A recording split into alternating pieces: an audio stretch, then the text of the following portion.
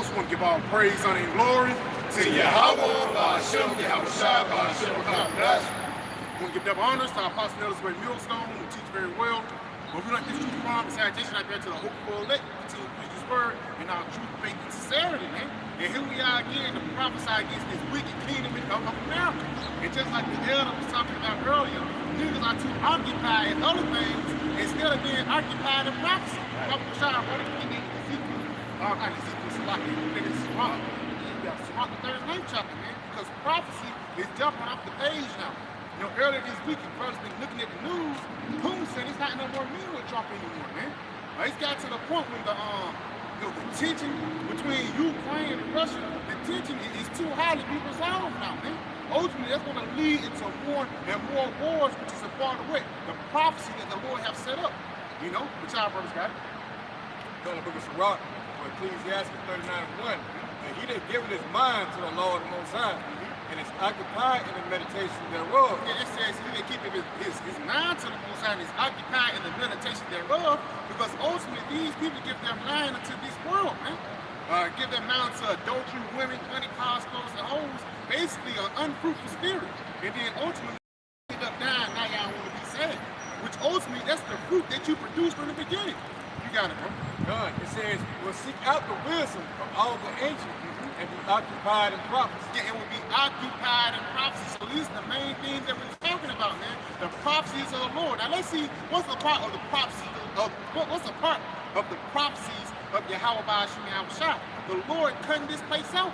And we can slowly but surely see it by the way of these people cutting out EBT and SNAP, man.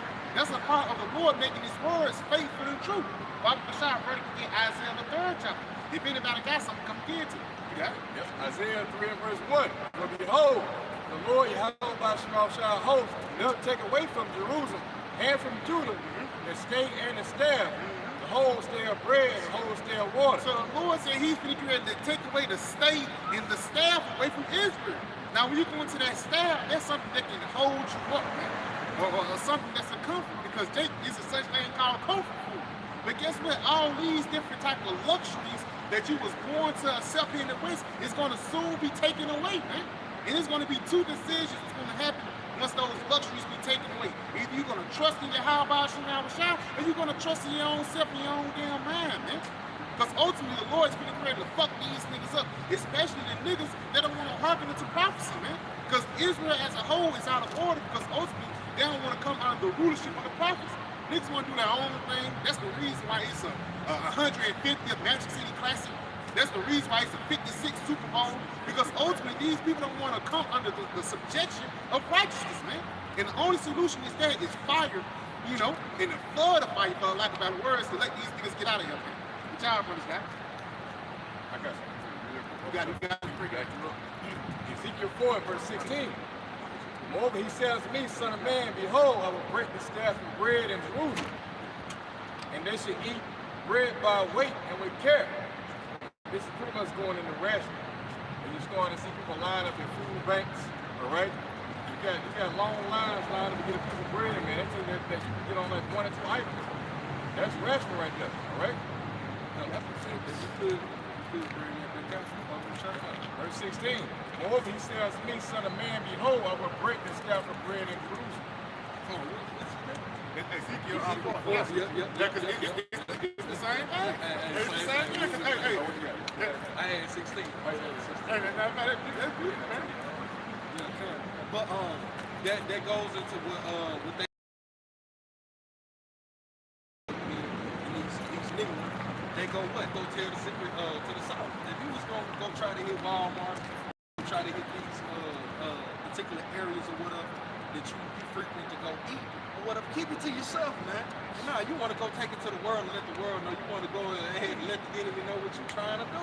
Yeah. Like what did Walmart tell you? Like, hey, man, if it come down to it, what? Y'all order from the parking lot. You order from the Walmart app, and what? You gotta pay. It's a certain amount. It's a limit. So you got a $35 limit that you gotta order every time. If it's under $35, you gotta pay a surcharge. Yeah. You gotta pay a tax to it. Even like when they got their Walmart people, it's a tax to that. So it ain't gonna be no you ordering, you going inside these buildings. You gonna stand outside of you you're gonna have to stand outside for your orders, because it ain't gonna be no they deliver to your house. Why? Because Jacob Robin, like, they just make peace with it.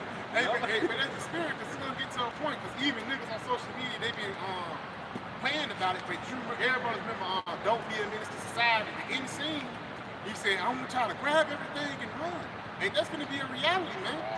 People who don't have this EBT and these different type of government benefits, the spirit of desperation is gonna seep into them, man.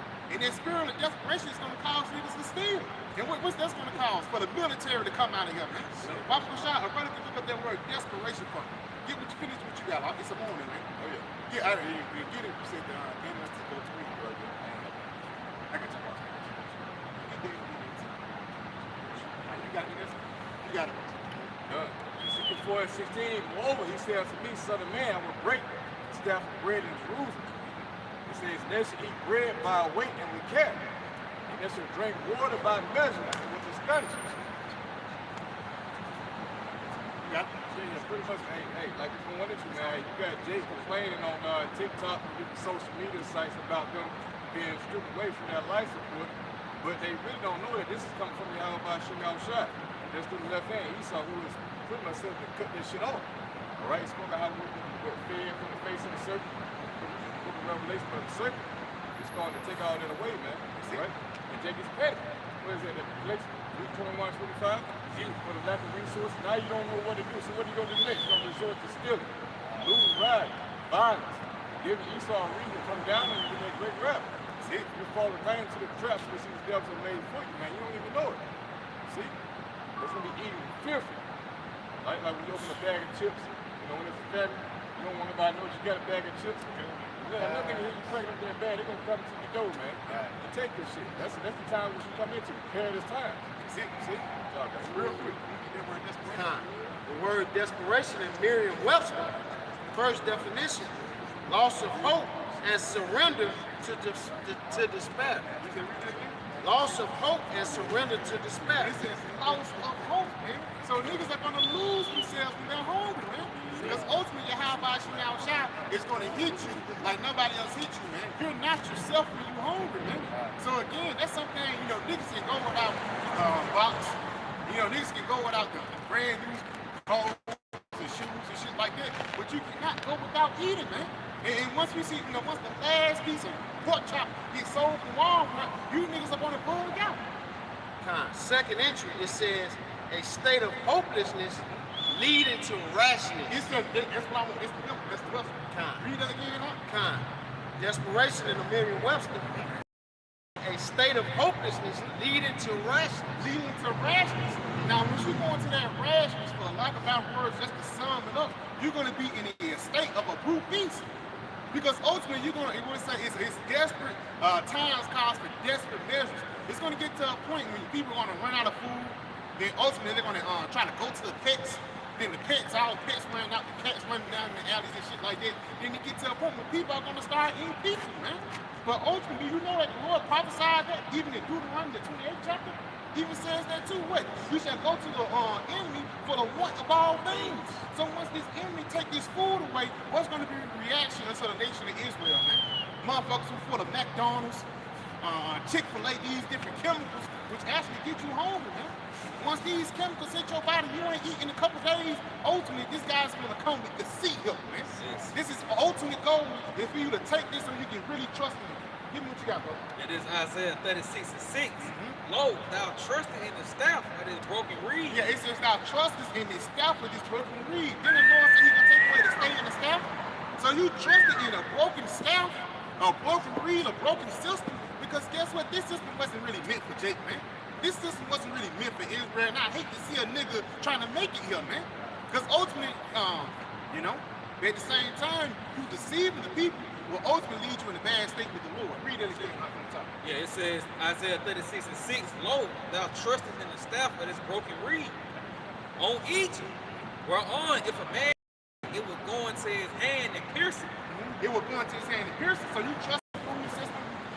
Even brothers, man. Brothers eat too. You know, brothers like to eat good and shit like that, but it's going to get to a point when you're going to either have to trust in the Lord or trust in this system, man. You know, you got it. Yeah, it says, it will go into his hand and pierce it. Yes, so when there's no more food out here, either you're gonna trust in the Lord or you're gonna take this sea help. Now this sea help is gonna what is called a UBI, a universal basic income, which this devil is basically giving you allowance. That's like you being that's like Esau being your spiritual sugar daddy then, man. And it's not like it's gonna roll over from month to month. If you don't spend all that money in 1 month, guess what? Too damn bad, man. You know, but you gotta go up. Yep, it says, so is Pharaoh, king of Egypt, to all. It's marked, they see him. People say they pledge allegiance to the flag.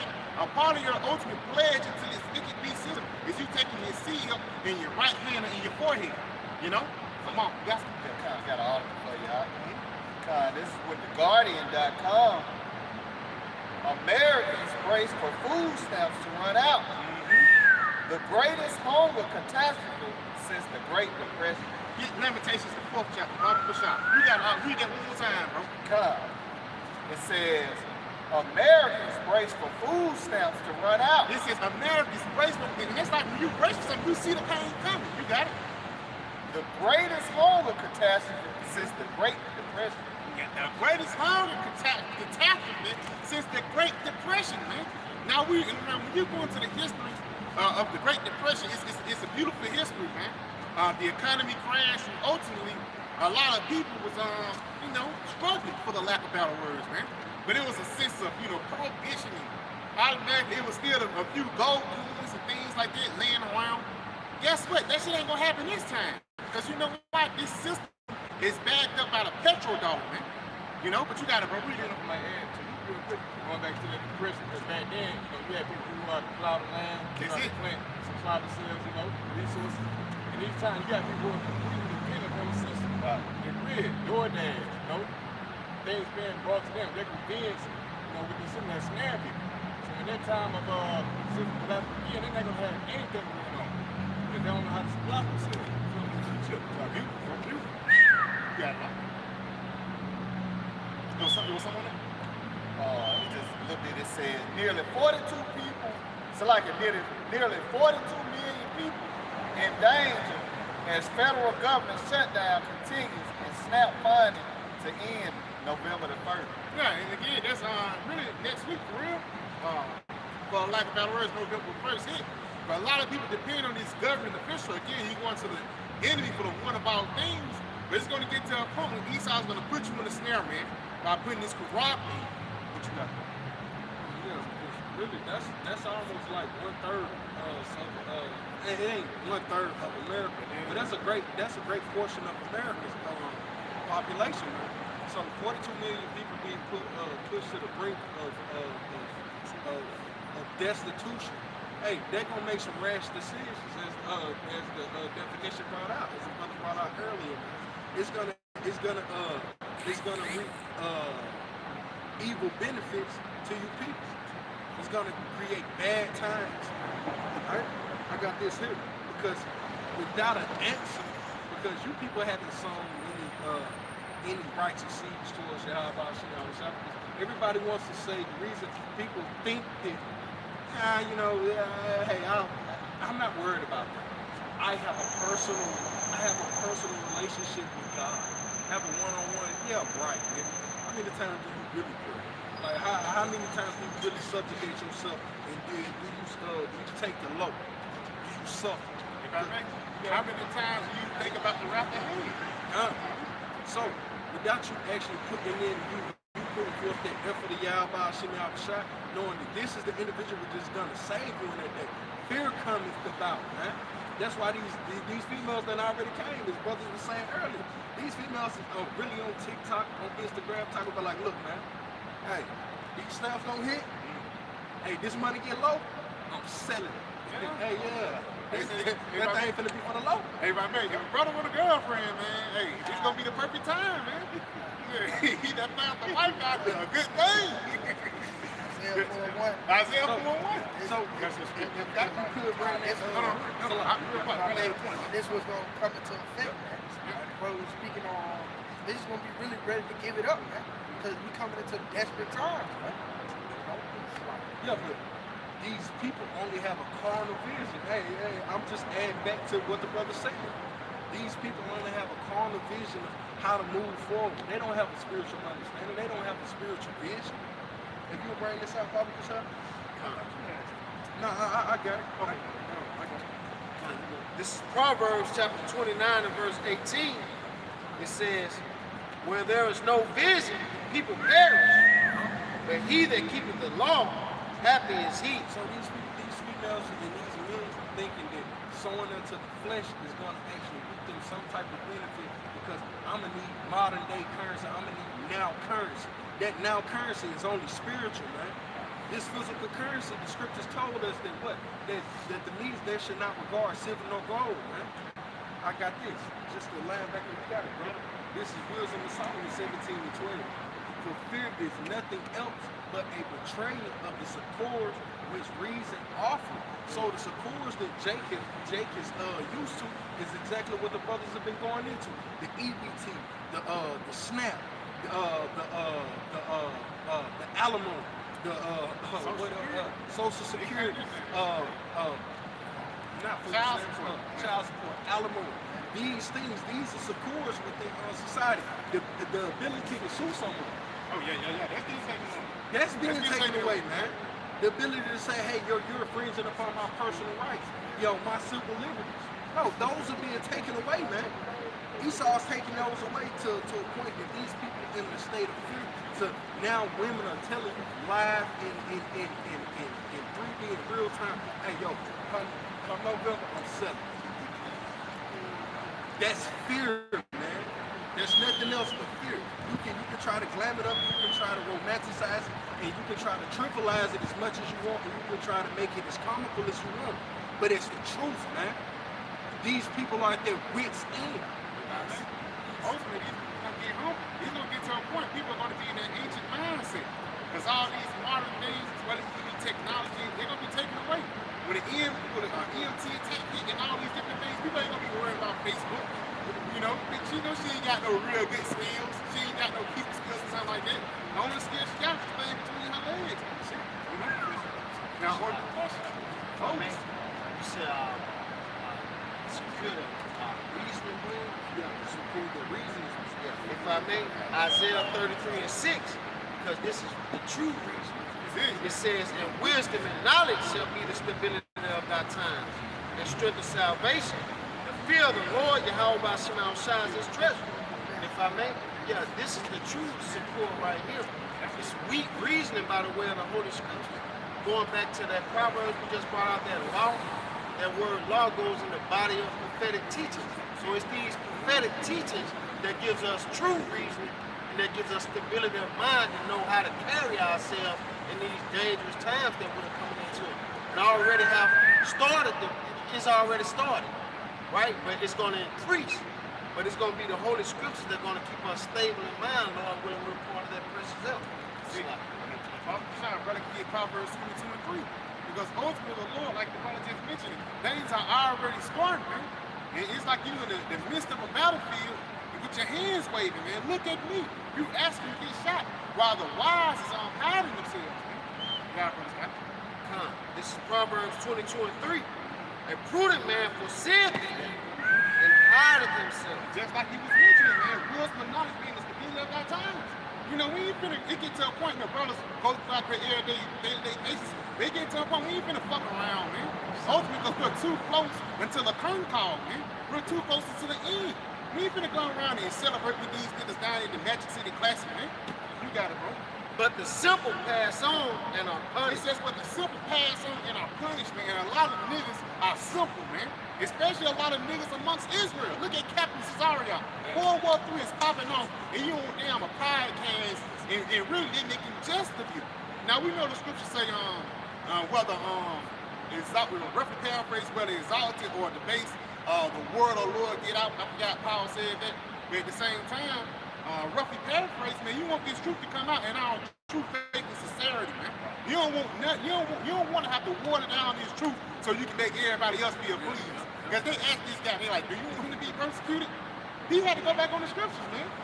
Y'all ain't watched that Yeah, I video? seen this. Y'all seen it was at the end of the video, he was like, he asked you like, do you want, because he was making fun of his name, you want Tazariak to get persecuted? They were like, no. Like Tazariak, you want him to be persecuted? You could even preach that in the wise way. When you go to the scriptures, God wants somebody to be persecuted, man. And it's not going to be the nation of Israel. It's like if I may, it said, why trimmest thou away the seats of love? Beautiful, bro. And what you trimming? You trimming the doctrine. You trimming the doctrine just to please some Amalekites, man. Niggas probably gave you $1,300, man. You know? It's like scripture say that a gift destroys the heart. Beautiful, pervert the ways of justice. There's a reason why all these niggas on podcasts, you know, like Zaria, with Jews, man. So we gotta listen to put you on there talking about, hey, you should have a boy, Edomite. Y'all heard the verse. Yeah, I mean, but you know, these guys, they've been sold out. They've been bought out, all right? That's how that pretty much perverted the ways of right. They've been paying their strength because of it. Yeah, bro, that's This is Ecclesiastes 7:2. It is better to go to the house of mourning than to the house of feasting. yeah, it says it's better to go to the house of mourning than to go into the house of feasting. Okay? It says, for that is the end of all men, and the living relate to his heart. Yeah, so you going to the house of feasting, really the house of partying and bullshit, the house of the fucking world, man. Ultimately, it's going to be until your wits end. Because ultimately, yeah, you might live for a season. You know, you might be doing it for a little while because it's another guy too. You know, I hate, you know, Tazariak, you know, you still got love for him just a little bit. But that guy, Hoover, the Hoover Israelite, you know? Yeah, Alizé, man. You know, that thug, passion ass nigga for lack of better words. The Lord is gonna do him wrong. Because instead of you pushing out the word, this nigga on Twitch doing a live stream, man. He's on Twitch pushing forth an first way of life. You're supposed to be an Israelite, you're supposed to be a priest. Your daily life is supposed to be you studying and praying, lighting up frankincense. But your daily life is you out there in the fucking club, man. You got it. If I can add, because that's the house of mourning. Even though I want to sow to my flesh too, man. I want to get them hoes. I want to be like you. I want to be shining and glistening like young Ryan. House of Nah, man. You got to be like you. Somebody got to chant this gun for that, man. But I said, like you said, that's the house of feasting because they party and bullshit. Yeah. But the house of mourning, like, God damn. Like, God damn, man. How long must we will suffer, Lord? Like, hey, man, we down here getting our ass kicked. But Jake down here playing. Down here trying to trim us his way to what? To seek the pleasure, the little pleasures that are left, the crumbs, the true crumbs, the residue of Babylon. Because it's clearly that this thing is something in the train, man. It's at the very bottom. It ain't got a whole, it ain't got half a sink. It's through, man. It says, for the end of all men and the living relate to his heart. So the only living are the ones that are living according to the scriptures, man. Because what? We have the life. But he'll lay it to what? He'll lay it to talk. He'll lay it to mind. To his law. Yeah, to his law. So he's going to order his way. You know? Just going back to Sirach, the 39th chapter, he can live his mind and his way unto the prophecies. You know? So ultimately, if you know the prophecies, you really should be mourning. Even the brother Dawid put that out there earlier today. It says, I have piped unto you and you have not rejoiced, but I have also mourned unto you, you have not lamented, man. Because if you don't get right with the Lord on this side, you ultimately gonna die, man. You know? So real quick, I got you some more. You got it? Maybe back and what's up. Proverbs 14 and verse 13. Even in laughter, the heart is sorrowful, and the end of that mirth is heavy. Yes, the end of that is heaviness. That's why you see guys like Kodak Black, Lil Wayne. Nigga had a good career here in this world, here in this society, even Muhammad Ali. Muhammad Ali was the shit, man. But at the end of his life, what he was doing, nigga had the shakes. You know what I'm saying? Nigga couldn't even really live out his damn life. Because why? He was trusting in this wicked system that Esau gave him, man. You know? You got some. This is Ecclesiastes chapter 7 and verse 3. Sorrow is better than laughter, for by the sadness of the countenance, the heart is made better. So it's good to be sad. You know, it's good for you to basically be in a depressed spirit here in this society, because now you don't want to trust in it. Every time Jake trying to get a leg up on this society, he get chopped down. Man. Read it one more time. Ecclesiastes, it's like it's switch. If you can, you got to pay attention. It's Ecclesiastes chapter 7 and verse 3, sorrow is better than laughter, for by the sadness of the countenance, the heart is made better. Yeah, the heart is made better, man. So the Lord is really building us up to endure the time of Jacob's trouble, man. Because people don't even know the time of Jacob's trouble is not going to be a time of work, a time of bullshit, you know, a time where you just sit back and relax and you can eat what you want to, you can watch TV, scroll on TikTok. No, man. The time of Jacob's trouble is going to be just like the times of 70 AD, man. There's going to be a whole bunch of lack of resources for everybody, man. It ain't like we just speaking no brothers too. You know what I'm saying? Ain't like brothers gonna be dismissed from it. No, brothers gonna be in the midst of these things in order to trust in the Lord. Bible shop brother can get St. John the 17th chapter. My man used to back you up. He said, purge me with hyssop. Now maybe white as snow, rough and paraphrasing. You know, hyssop is bitter. Right? But it said purging, you gotta go through a cleansing process. And these hard times and hell brothers catch. Ultimately, it's the purge, the dross out of you, to build you up to be able to stand in a rough time, man. Yeah, that's it. That's a beautiful point, man. Because again, those little herbs make you better. They make you better. You know, even like turmeric is better than sugar. You know? See that? Oh, you got that same time? That's more? There's one more. If I may, verse 4, Ecclesiastes 7 and 4. It says, the heart of the wise is in the house of mourning, but the heart of fools is in the house of mirth. Yeah, it says the heart of the wise is in the house of mourning. And what's a part of that mourning? You sign and cry for all the abominations that be done in the midst thereof, man. You know? While the rest of everybody is just bullshit. And ultimately, it's a reward for signing and crying. It's a reward for crying out. Just like we go to Deuteronomy 22nd chapter, that virgin who talking to another, if she don't cry out, then ultimately she gonna get put to death, man. But if she do cry out, it's a probability. She hope that somebody will save her, man. You know? Exactly. Zephaniah 3 and 18 said, I will gather them that are sorrowful for the solemn assembly, who are of Egypt, whom the repose of others was a burden. That's going into like the Lord's going to gather those who are mourning, those who are sighing out crying. Ezekiel 94 that one be accepted judgment. So we're not in this life to have a good time. You understand, hey, this is our punishment. So we got his punishment. We got to sign cry to the Most High to get us out of it, man, because we understand the condition we put into it. We're sitting in the field, sitting on the pavement. All right, the so-called white man is over. The woman is over. Everything is out of order, man. So when you understand righteousness, that should make you by default be sorry for God. It's something better. By default, cause us the patience to come in the kingdom of heaven. Bible shop brother can hold Psalms 107.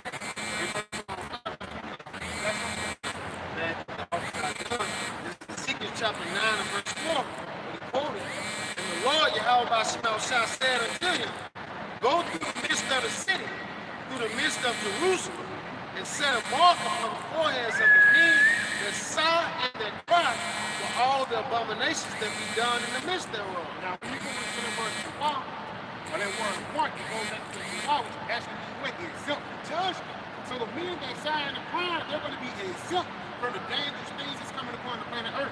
The famine, cannibalism, war. This going to be niggas getting jacked off to World War III, man. You know? It's a lot of things that's happening on, but that shield of the Lord is going to keep you protected from it. You got it? Verse 5, and to the others he said in my hearing, Yeah, the others, which is who? The damn 2/3, man. The niggas out there in the Magic City Classic. You got it? go ye after him through the city, and smite, that not your eye spare, neither have ye pity. So the Lord, he's not going to have pity on you niggas, especially here in these days, because how about Shah gave y'all niggas a chance, man. He gave you the prophets, and niggas know Jesus Christ, he's like, everybody know he ain't no white man. So something as small as that, you watching the first, the Good Times first episode, Yahweh Shah, that was the first episode. You watching that, that's when the Lord showing your antennas. So really, that's no excuse. That's the gospel being preached unto you. That's the first episode. Hey, so that shows, You got it? hey man, the spirit, I ain't know that. Yeah, I thought that was a him ass guy. That's the first episode. That shows, like the Lord showed you, this is why you niggas in the ghettos, man. Yeah. Because what do they label the ghettos as? The dwelling places of the Jews. See? Like, which place? They ain't talking about those Khazars. They ain't talking about Amalek. You see, they ain't talking about the Ashkenazi. They talking about you so-called Negroes, Latino, and Native Americans, but ultimately the tribe of Judah. You see, the tribe of Judah. That's what it's synonymous with. And everybody is procured and bewildered. Everybody is bewildered by the roads that grew from the concrete. You know, Good Time was an example of that. Man. And just a spirit that, you know, like, and the brother brought that out, man. Hey, the Lord is showing you his symbolism, man. Through Esau. There's no excuse, man. There's really no excuse. That's why we've been signing and crying. It ain't like it been found with deaf ears. Niggas been harping. No, but they ain't been listening to it. We told you America be destroyed. We told even a couple weeks ago, it was a group of motherfuckers like that who were saying shit about EBT. And all of a sudden, now it's a plant. It's a seed planted in their head. Like, oh, this motherfucker was right. But guess what? They was right on the last for that 1 second. And ultimately, it's going to go into some other shit. Kiki coming over tonight, man. You know? Y'all brothers got it. It says, let not your eye and smite, let not your eye spare, neither have ye pity. Yeah, neither have you pity, because why? The Lord have given you the words of righteousness, man. But a lot of niggas refuse. Come on. Slay utterly old and young, both maids and little children, and women. And women, man. They named women twice, man. But maids and little children, them niggas, them neglects, them YNs, them old adulterers, them unks. The Lord finna kill all these niggas, man. And the reason why, because your heart is not towards him. You got it? But come not near any man upon whom is the mark. Yeah, and that mark goes back into the wall. The elect, that's what it's talking about, man. You got it? And begin at my sanctuary. Then they begin at the ancient men which were before the house. And that's how you know even the Lord gonna kill a lot of Israelites out here, man. Your brother's gonna get killed for righteousness' sake, but if you not a brother, you're gonna get killed for wickedness' sake, man. Niggas gonna be get killed trying to break into somebody's house to stay home instead of trusting in the Lord, you know. Niggas gonna get killed trying to eat something else, trying to eat a raccoon instead of trusting the Lord, you know. You got it, Michelle. Yeah, this is the book of 2nd Ezra, chapter 15, starting at verse 7. Therefore, saith the Lord, I will hold my tongue no more. It's a lot. Start at verse 4. This is the book of 2nd Ezra. Matter of fact, start at 1. My bad. That's it. Because again, just going back into, we started off talking about prophecies, man. World War III is popping off. Food is not even fucking with Trump no more. But one of the major things is the famine is popping up. Brother can hold that Lamentations 4. It is better to die by the sword. I can just quote it. It is better to die by the sword than the famine. Because your body wastes away when you damn hungry, man. You gotta realize that was why 70 AD was a major thing, because a lot of people was really starving to death, man. That's one of the worst ways you can die. You got it? This is the book of 2nd Ezra, chapter 15, and verse 1. It says, Behold, speak thou in the ears of my people the words of prophecy, which I will put in thy mouth, saith the Lord. Cause them to be written in paper, for they are faithful and true. Yeah, so when we put out these precepts, ultimately, it's not like they're following death ears, or it's just gonna be niggas just talking shit. No, when we speak these things, ultimately it take effect upon the planet Earth. You got it, bro. Fear not the imaginations against me. Let not the incredulity of them trouble you. Now, when you go into that word incredulity, it really means an unbeliever, man. So it's going to be a lot of scoffers and scorners that are going to come with you siding with your house shop. Just like in the ancient world. People try to make like our Lord was just everybody loved him. If everybody loved him, why did they kill him, man? Niggas actually made a coup. Niggas was lying on the Lord just so they could put him to death. How much more is they going to do that regardless today? You got social media and shit like that. They got deep fakes, Google AI images that set up for you to get demonized, man. But guess what? It's a beautiful thing to get demonized for righteousness' sake. You got it. St. John 7, verse 7, it says, world cannot hate you, but me it hate. God testify of it that the words thereof are evil. Yeah, it's going back to what we're saying. We're coming to study Yahushua, man. Yahushua was God loved the ancient Roman Empire. Why? Because he spoke out against you. So much of what Jake was on people here, right? Because you see how people come up against us, man, it's the same effect that was taking effect back to time Roman Empire. So that same spirit that you served and you killed it, you generate these times. So it's prophecy, man. That's why people are here today, man. It's the same spirit that I was shot. That's beautiful. It says that speak against thee, fear all, like, if I made something up. Fear not the imaginations against thee, and not the incredulity of them that trouble thee, that speak against thee. For all the unfaithful shall die in their unfaithfulness. So that's going to be the penalty for you not believing, man. Ultimately, you're going to die in your unfaithfulness, whether that be in the famine, whether that be in one of these guerrilla warfare things happening out here in the streets, man. The Lord got a perfect judgment set up for the unbelievers, man. But for the believers, it's going to be for lack of better words, it's going to be even a rocky road for us. Because even once you look at the history of all the prophets of men of the Lord, it ain't like it was a cakewalk. No, they had to go through the midst of it. It ain't like when Daniel got taken away into the Babylonian captivity, they was like, yeah, now we're going to leave Daniel here. And everybody, no, man, they took Daniel first. You know, Daniel was a part of that royal siege. That's what they took first and put into captivity, man. You know?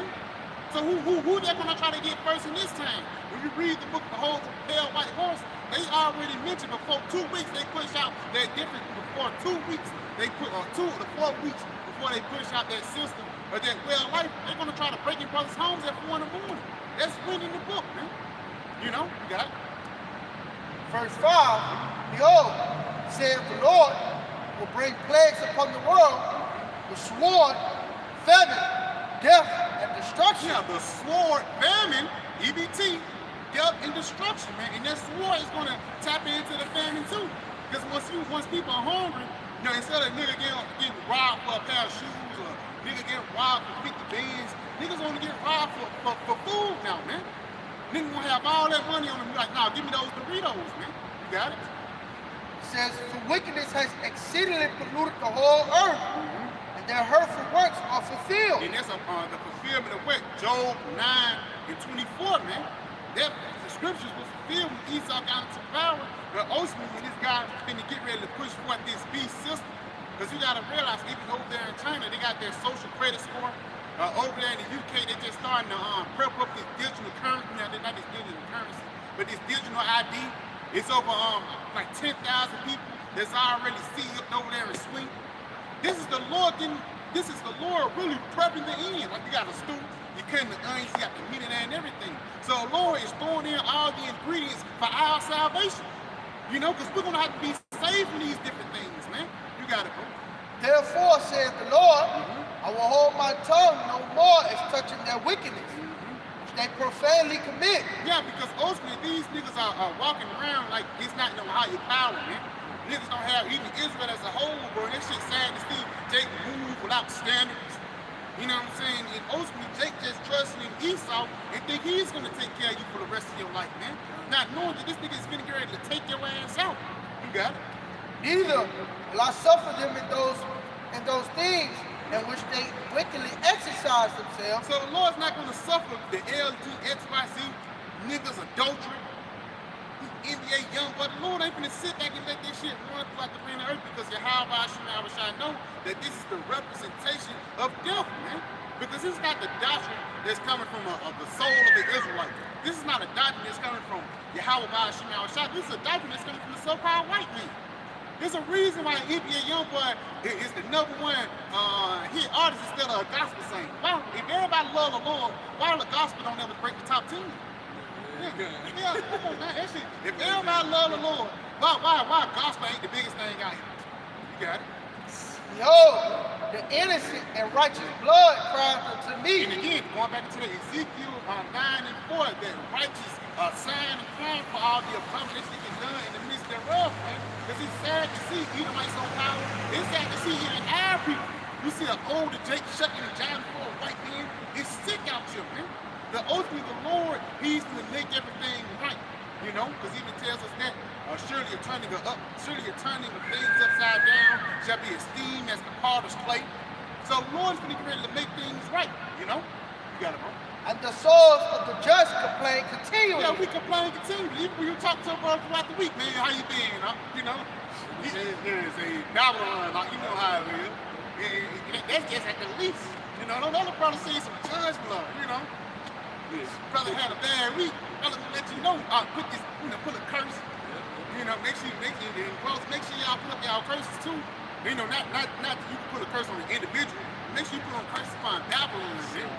You know, send curses upon Trump and everybody, man. Because we want this kingdom to be taken down. You got it? And therefore, saith the Lord, If I may, because they send curses upon us, bro. You got it? Hey, Hey. Jake singing down chants. Jake singing chants against themselves. That boy, Belly 8 Baby. That whole first verse wicked, man. Wow, didn't even run it up, man. He said that was one of his best Best song, concerts. yeah. That was one of his best concerts on this tour. Birmingham, Alabama. Outside of that was Man, it was a bride that went down. The spirit that they told me, he felt like sinners in them. She said it felt like sinners in them. And you know that scene when motherfucker like traveling through time and shit, and they was dancing. She said it felt just like that in there, real shit, bro. And I told her, I was like, man, it's a demon on, you know. Jake was on one. Jake ain't what he said, but she was going into it. She was like, I had a good time. But when they played that 38 days and shit, she was like, demon. She was like, yeah, that was the first hit. That was it. Oh, said they see me smoking dope with the demons. You know, and they said niggas was pouring weed and that whole shit and everything, bro. So again, that congregation of wickedness actually affected people, man. You know? But you had some more? I got it. 2nd Ezra chapter 7 verse 20. It says, "But there be many that perish in this life because they despise the law of the Most High that is set before them." Yes, because let's say even, you know, ain't nothing wrong with listening to music, but let's say, yeah, put that down, brother, let's watch a video. You know what I'm saying? Niggas say, hey, bro, you know, we don't want to hear the Bible. I used to hear UAB and shit like that. And Jake first got into the truth, man, you can kind of play it out. Jake, man, I went there and still the shit, man. You know, you kind of play it out and shit. But every time I used to, you know, drink or some shit, stop talking about the scriptures, man. And a bitch, a dude that folks in my home, but told me that shit, man. Told me, yeah, bro, don't be on that Bible shit tonight. Because you know when I get, Jake get on me. Jake, he know how Jake get, but at the same time, that just shows me that a lot of people don't want to hear this truth. And ultimately, that nigga gonna die. It's like you drowning, and I got a life raft. I'm throwing out 100 life rafts, man. yeah, He said, hey, bro, I'm good. yeah. That make you get it, you stump on the water in him, man. Yeah, they throw another life raft. Jeremiah went through that. Like, just to add to the point, Jeremiah went through that same thing. He started out, you know, having love for the people, but eventually he was like, yeah, man, we see what's coming down the stage. I say, fuck them, man. Because ultimately, bro, we love Israel. That's why we teach the word. Even when you go into Apostle Paul, one Apostle Paul said, I want all Israel to be saved. But it can't be so. Because why? All Israel will not come into the congregation of the righteous. They even fucking try to, man. Niggas are too propped up in this world, bro. And that's why this place gotta be destroyed. It's not only destroying us, it's destroying us as a fucking people, man. You gotta do it. If I may, going back to that word despise, it goes in the whole is insignificant. So they don't think this word is important. They think the things that they see before them is more important than this word, because going back to that Proverbs, where there's no vision, the people perish. They ain't got no vision. They can't see beyond Babylon the Great. So they think this is not important. Until that day comes, when they say, then they'll know that the prophecy has been among them. Because when they see these prophecies come to pass, they're going to know that these words are faithful and true, man. But continuing on, verse 21, it says, "For the Most High has given straight commandment to such as came, what they should do to live, even as they came, and what they should observe to avoid punishment." And that straight commandment is the testimony of the Lord Yahweh Shah, which comes in what? The spirit of prophecy. So you're being warned beforehand what's going to happen and what to do to be kept. That's 2nd Ezra chapter 9 and verse 7. We're going to by your faith and by works shall you be saved from the sad paraphrase. So you got to believe on the doctrine. You got to believe on the report. That's how you're going to be saved. And if you believe, you're going to conduct yourself a certain way. You're going to follow out the Lord with all sincerity, man, hoping to be saved. It's like you got it. Yep, coming back. This 2nd Ezra 15 and verse 9, it says, "And therefore saith the Lord, I will surely avenge them, and receive unto me all the innocent blood from among them." Now, it says, I will surely avenge them. That really means the Lord's going to answer our prayers, man. And what's that's a part of our prayers, man, for the Lord to destroy this place. That's why you gotta push out, brothers, say your prayers, but make sure you put your curses upon Esau, man, the elites too, man. Because the Lord's gonna avenge our prayers. You got it? You got something else? This is Psalms 107 verse 28. Then they cry unto the Lord in their trouble. Yeah, they cry unto the Lord in their trouble. What is that talking about? The times of Jacob's trouble, man. Which is the times that we're creeping up upon. This is the times that we need salvation, man. Yeah, you ain't need salvation in 2004 when Michael Vick was playing for the Falcons, man. Yeah, everything was good. Jake was living in the fucking world, man. They had them bows on. Throwing on bitches and shit, man. 2008, we damn sure didn't think we needed. Obama was in office. Jesus had that. My president is black, Jake is fucking lost, man. But when you fast forward to 2025, bro, and further, bro, we need to have our shot more than ever, man. Spiritually, mentally, emotionally, and all that, man. Because without the Lord, you're gonna die in these last days. You got it? Yeah, it says, then they cry unto the Lord in their trouble, and he bringeth them out of their distresses. And he says, the Lord, we cry unto the Lord in the troubles, and he bringeth us out of our distress. Now, our distress is going to be the time of Jacob's trouble, how the Lord is going to deliver us in every time and every place during this dangerous situation, but also physically, man. When the missiles hit upon the planet Earth, Lord willing, I prophesy will be a part of that number. We're going to be saved from their distress by the way of those UFOs, man. The vehicles are our salvation. The vehicles that's going to come from above, that's going to save us from these dangers that happen. Because it's even going to be a build-up into the missile. Brother's going to go through the family. That's why he even says in the kingdom, we have to go to the kingdom out, named a hall. Basically, then you gotta go to the kingdom. Main. Basically, plug out an eye. Better plug out a whole body. Now we know that's talking about the body, but like about the rest, but brother might lose a hand or something like that in the time of Jacob's trouble, man. And all of what? And all of being a witness unto the spirit of Yahweh Shemah in the state of righteousness. You can be rebellious towards this society just to be rebellious. There's a lot of Edomites going to get put to death because they're just in the Edomite spirit of rebellion. But the ones that are going to be saved for righteousness' sake are going to be the Israelites, man. And only the Israelites, for Yahweh Shemah's sake. Not Yeshua, not Yeshaya, not Yahuwah, nothing else but the name of Yahweh Shemah. Hey, if I may, we gonna live up to his name. What's his name? Yahweh. He saves and he delivers, man. His name ain't named, it's an omen known. So of course the Lord, he's gonna set up a situation in different scenarios for us to be saved. I think it's a little bit more than that. It's one more verse.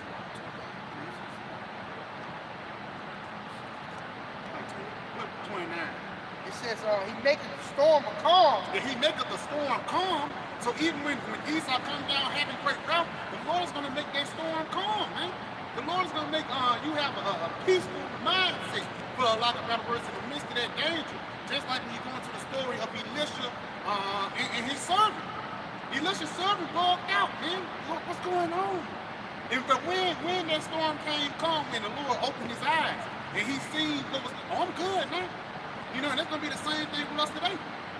Yeah, bro, Scott. It says, so that the ways thereof are still. Yeah, so that the ways thereof are still, man. This is Sirach on Ecclesiastes chapter 11, verse 25. In the day of prosperity, there is a forgetfulness of affliction.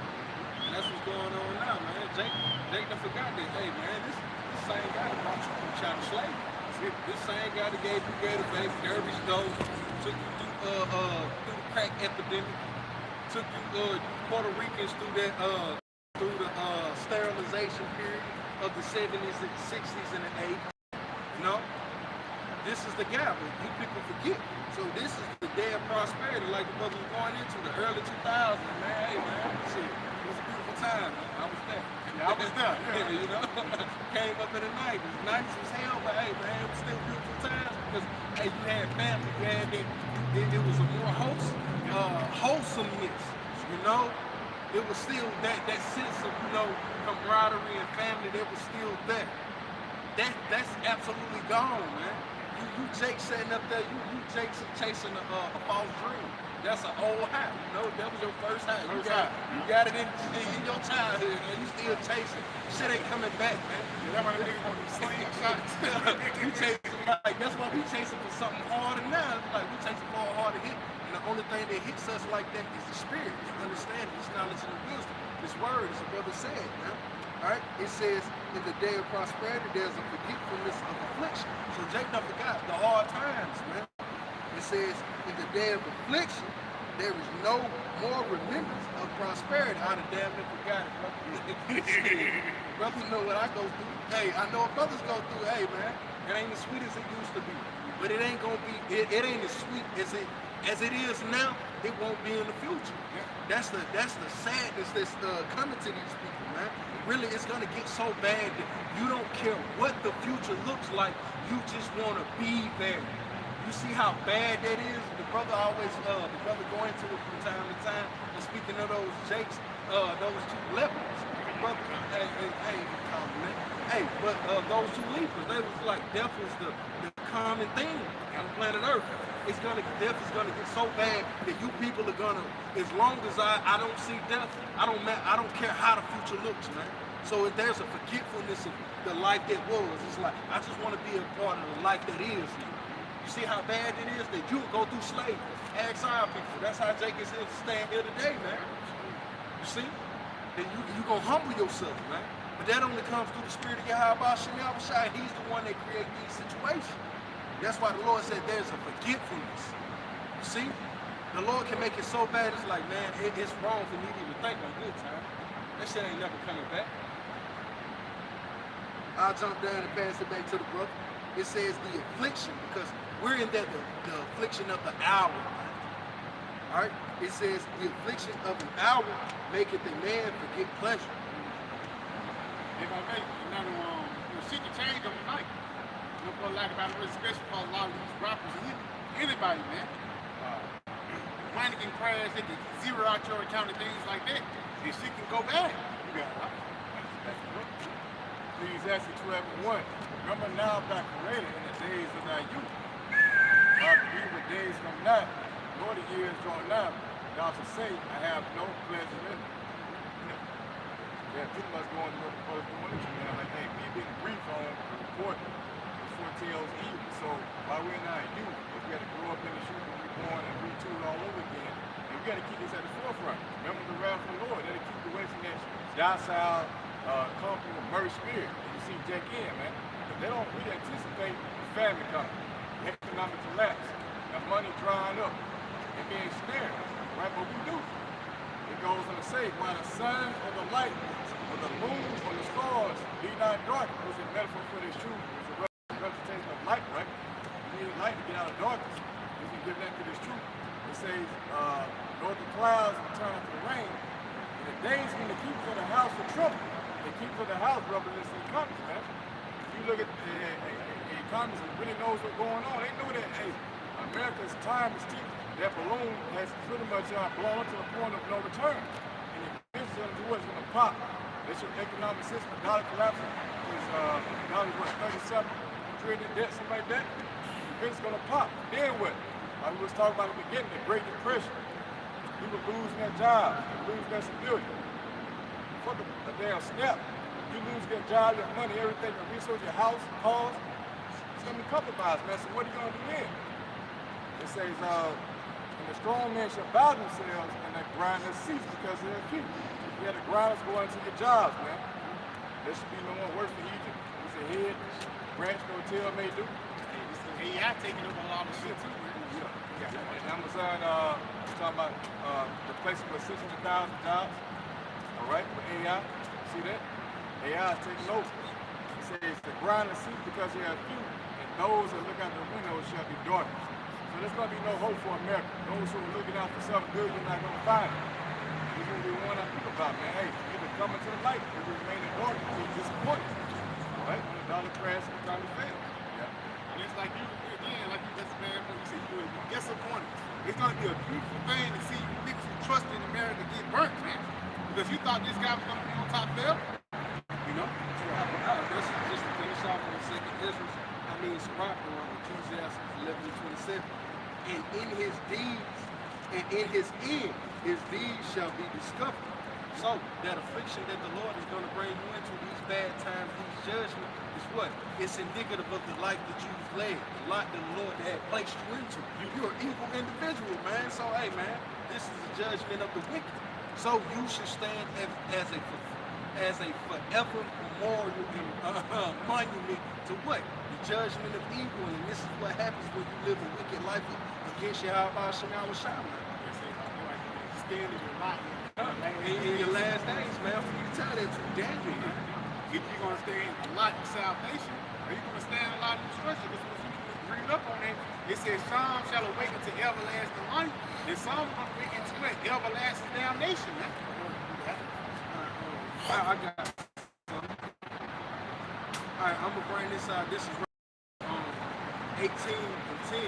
It says, standing afar off for the fear of her torment, saying, alas, alas. It says, alas, alas, the great city, Babylon, that mighty city, for in 1 hour is thy judgment come. So that's proof that Yahweh Shem Yahushua got this thing on the time limit, man. And it's beautiful that the Lord, when you look up that hour, it's simply talking about our times. Because we know an hour unto the Yahweh Shem Yahushua roughly goes into what? 45 years. So this hour of Yahweh Shem Yahushua is talking to us. It's like, hey man, in 60 minutes, I'm gonna destroy Babylon, man. And also physically America going to be destroyed in 60 minutes too. 60 minutes. And how said he do it? He said do it by way of thermonuclear fire, man. ICBM missiles, man. If a brother pulled on, you can bring out what you had, but a brother bring that Joel out there. You got it. You got to bring it up. You got it. Come on. This is Psalm 73 and 19. How are they brought into desolation, as in a moment they are utterly consumed with terror. This is Psalm 73 and 19. How are they brought into desolation, as in a moment they are utterly consumed with terror. So they are brought into desolation in a moment. So what? They gonna be chilling, you know. Some individual gonna be Edomite gonna be laid out in the shade with their sunshades on the wood, trying to get a tan. There's gonna be another Jake trying to climb up through a window, you know, do some wickedness. There's gonna be another one breaking into whatever. But it says in a moment, in the midst of them doing their wickedness, the Lord said to us that when He make His coming, shall I find faith on earth? So who's gonna be found doing the work? That's the only way you can show your faith in that day, man. By through what you resist or what you're fighting against the whole forth too, the works that you're doing. All right, read that back one more time, Baba Kushai. That's the fruits of the labor, man. It's going to actually show in that latter day, man, whether it's a fruit of destruction or a fruit of salvation. Back to Psalm 73 and 19 again, it says, how are they brought into desolation, as in a moment. In a moment. So they was doing whatever they was doing, but all of a sudden, I see bright lights. Nah, this ain't normal. What's going on up there, man? These missiles. And then maybe if Esau's system is up here in America, because I'm talking to you Americans, man. I don't know what's going on in the UK. You better break that down, you know? But I'm talking about for you Americans here in Babylon, the great, man. What are you gonna do when those sirens do go off? If they go off, you know? With great perplexity, then they shall gather, their faces shall gather darkness. See, that's what's gonna come, man. How should you respond then? Get in your car, jump in your plane. What are you gonna do? Nothing, man. You're gonna receive judgment. It says within an hour. And we know, hey, those ICBM missiles, hey, Russia is sitting off the tip of Antarctica as we speak.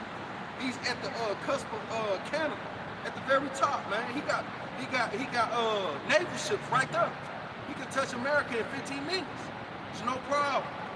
So you will see that with ease, man. It's gonna be a simple understanding in that thing. Read that back, Baba Kushai. Again, Psalm 73 and 19. How are they brought into desolation, as in a moment they are utterly consumed with terror. With terror. Oh my gosh. Ain't no time to call grandma. Ain't no last visit. Ain't no last cigarette. Ain't no last box gift. Ain't none of that. The only thing you got is terrible. Damn, I wish I should have did this. I could have did that. And here it is, you gonna see Jay, you know? I love that movie, The Known. Yeah, No, I just said it. I love that movie. Yeah. Man, his friend was sitting on the sideline like, looking like, this motherfucker knew, but that's indicative of Esau's judgment. It's certain Edomites that know. It's some that don't believe, but it's certain Edomites that know, and it's still nothing he can do about it. And there was nothing Nicolas Cage character could do about it, but receive judgment. But his son that had to believe.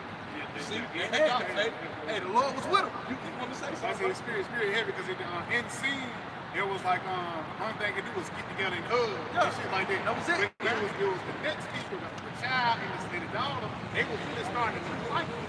You know, That was, hey, oh yeah, one of them was Caleb. It was with this dog, Faith. Caleb and Joshua. This the spirit. Caleb and Joshua was when they really, you know, introduced that new kingdom in Israel. they introduced the promised land to them. That's it. They had to go scope that thing out, man. They the only ones that came back with that good report. They said that faithful report. That Everybody was faithful, scared. yeah. Everybody was scared. But they were like, we can take these, you know. Yeah, they wasn't half the height of those individuals in the land of Canaan at the time. But they knew, hey man, I see what y'all about to say. Hey, we know. We gonna be able to do it. You see? Hey, you can finish that. Just going back, it says, they are utterly consumed with terrors. Selected, if I may, what it said, it shall bring them to the king of terror. Lord Yahweh Shah, ultimately, you know, through the spirit of prophecy, it's going to bring the downfall and destruction of Babylon the Great. Now, That's right, man. That's right. Is that it? On that? All right, we'll bring that back down there. You had something? Yeah, but mate, going into the missiles, back you brothers up real quick. This is the book of Joel, chapter 2 and verse 1. It says, blow ye the trumpet in Zion and sound an alarm in my holy mountain. And that's what's going on, man. We're that trumpet, man, in his holy mountain. Because right now we're trumpet players in his holy covenant. You got bodyguards that you got secret agents, secret service, secret agents that protect the president. Hey, ain't no different, man. He's a part of the government. Hey, he got a particular rank. He can go indoors, you can't. And his pay is better, man. The same with us, man. There's certain things that, hey, man, he forgive me for that. You know who this dude is, man? Hey, Come on, man. The mercies of David. And Joshua. Hey, you see? You got it. It says, let all the inhabitants of the land tremble, for the day of the Lord cometh, for it is nigh at hand. It says what? Read that slide. It says, let all the inhabitants of the land tremble.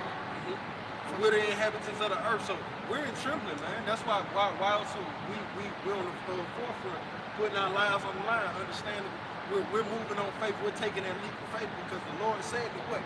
That he shall encamp his angels around those that fear him, man. You see, we could be put to death at any given time, man. This is a new wonder upon the planet Earth. Our forefathers, hey man, your great granddad couldn't have did this. But we're doing it. Why? Because the Lord has called us to do a great work, to be those trumpet players, to push forth his word, man. Because it's a great reward that comes hereafter. For the day of the Lord cometh, for it is nigh at hand. Yeah, so that's what we're professing, man. The day of the Lord is Yahweh Shah's at hand. Right? It's simple. When the last days began, Yahweh Shah came on the scene, man. We had a great priest, great king that what he said, man, I won't pass away until I see I see my Savior, man. He's seen it. Thus for the last days begin, man. And we're at the very end. We're not at the beginning of it, we're at the end of it. You see? So therefore we're rejoicing in it, man. So we're gonna lift up our voice, man. We're gonna give our all at the very end. To whatever capacity that brother can, man. Because every brother is given a different portion, but give it your all. You know what I mean? They're like a trump, like a work. You know, it's like you can get the high seed and the low seed.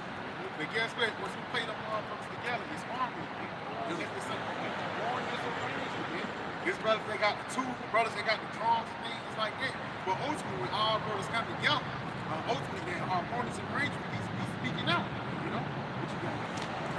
This is Amos chapter 3 and verse 6. Shall a trumpet be blown in the city, and the people not be afraid? And the trumpet is being blown, man. So are you not afraid, man? What did you want? Did you want us to call fire down from heaven? Did you want us to float? Did you want us to give you some deep saying, some great allegorical speech? Nah, man, we came with the simplicity and the plainness of Yahweh Shai. These people are gonna eat a missile. You've seen it before, man.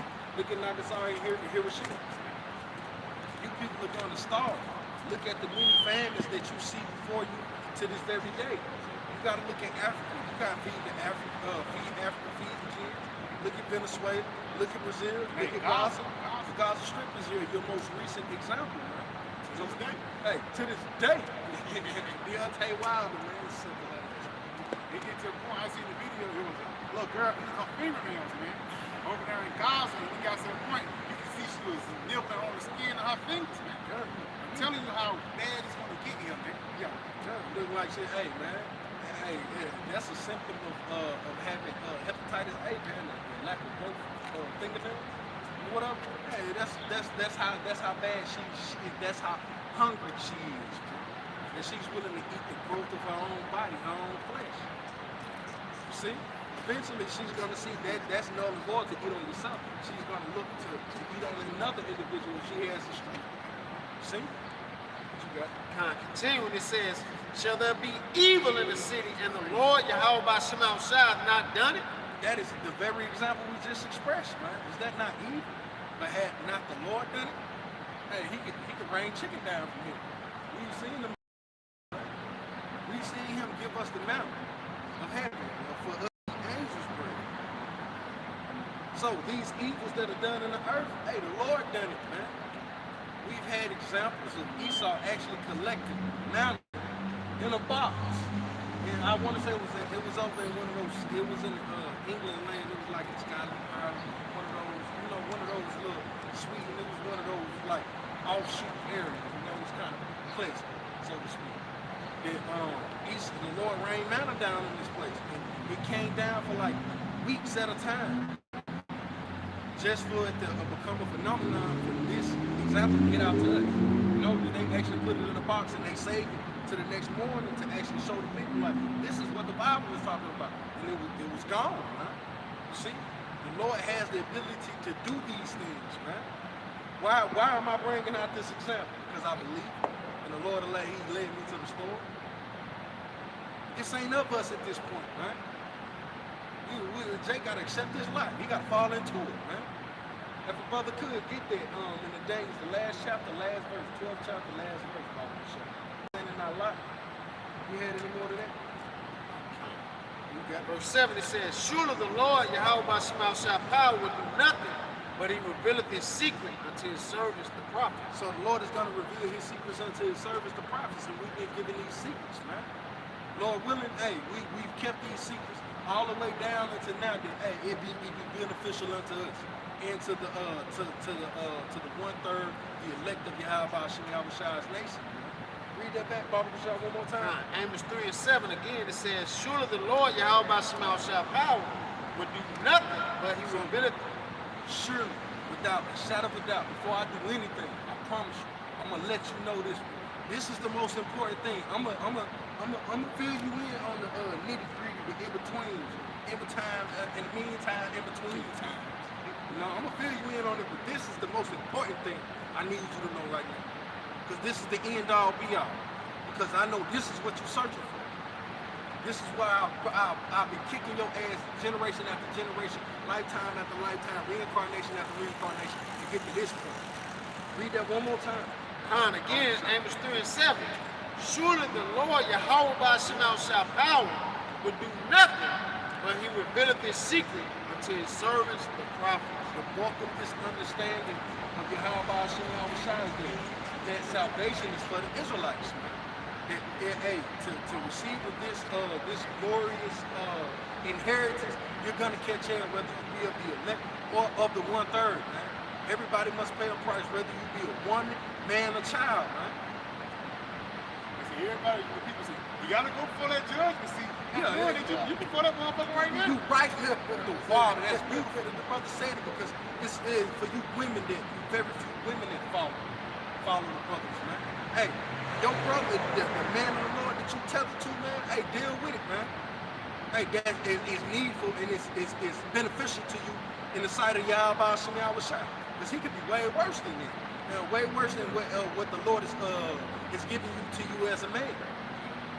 But it's necessary because brothers are repentant. Brothers are acknowledging. Because I understand, I'm just speaking as a man. Hey, there's certain things that brothers go through the spirit. Hey, that your woman do to you for brothers that got relationships. Hey, we do to the Lord, man. Yeah. So we have patience with you. But hey, man, just like the Lord, and I'm very mindful of it. Hey, I run out of patience with my real, man. Hey, the Lord will run out of patience for us. So hey, man, it's only but a few times. You better learn to read the temperature of the room, man. Yeah, because a lot of times, here on the coast is really well deserved, man. You know? Absolutely. Even with me and evil, that's why Apostle 7 chapter, I bear the indignation of the Lord, because I have sinned against it. Now, once you come into the nation of Israel, you claim to be a Judite, maybe a Benjamite all the way down to Ruby. Guess what? You really acknowledging those sins, man. So those things that come upon you, you really got to accept them. You got to accept that obstacle course that come with it. So, deal, man. It's going to lead to salvation, you know? It's going to lead to salvation. It's not like a lot of these things. Everybody fuck up.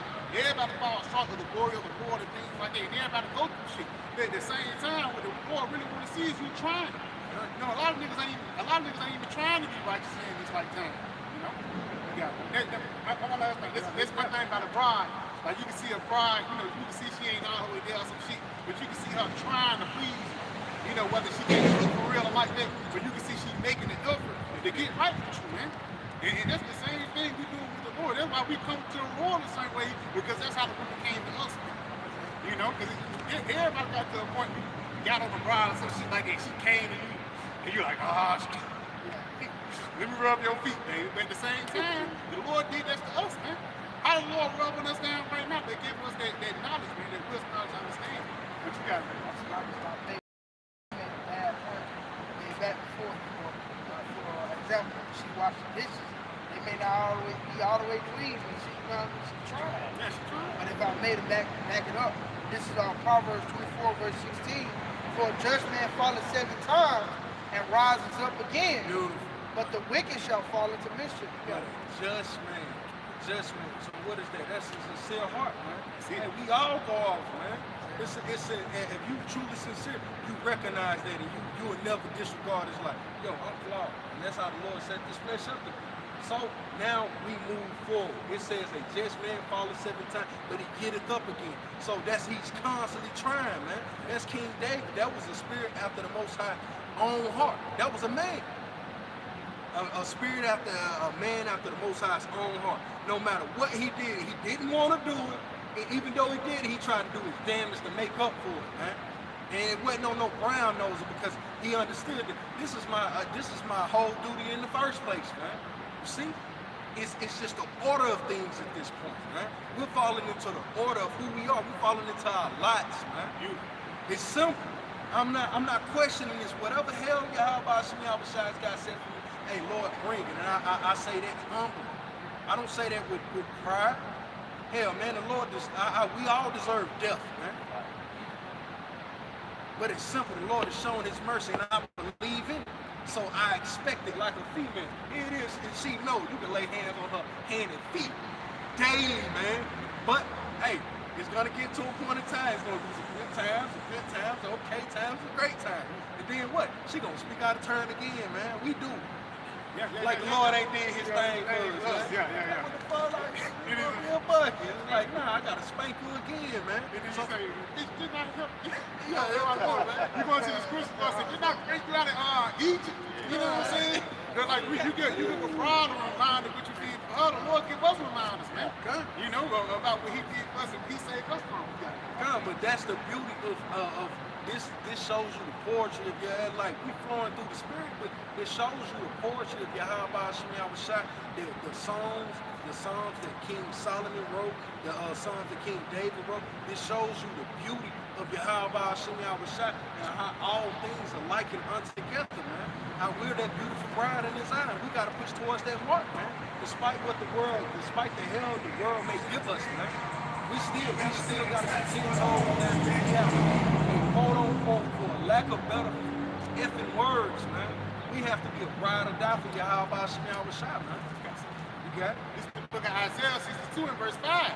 For as a young man married the virgin, so shall thy sons marry thee. And as the bridegroom rejoices over the bride, so shall thy power rejoice over thee. Yeah, and that's the same way the Lord gonna rejoice over this life. When you got that beautiful bride, this motherfucker that did everything right. She pure, man. Done push towards you in every regard. She imagine the dress. You know the cleansing ceremony for a bride or whatever, like with the kings. So she bathed 6 months, so you can damn near smell her 2 miles away from her. You know, she got on the facial gown, the last minute reveal of beauty. That's just like how Yahweh Shai gonna do us in the twinkling of an eye, man. You know, it says, scarcely shall they be saved. That's the beautiful bride. Those ones who's like at that last minute, is like, I finally get to lay my eyes upon my bride, my beauty, man. And that is the script of the Heavenly Father, not Yahweh Shai.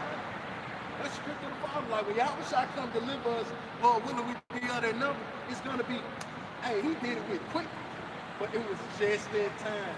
Like how gracious is that moment, knowing like. The box gonna, like, it's guaranteed the box gonna be good, the lips gonna be soft, the breast gonna be tender, and you know, nourishing, she gonna smell good, she for you, she been desiring you, man, stop, man. Hey, get what I mean? You got it? You had the prep, everything was prep. Yeah, it was prep, man. It ain't like you got it that night.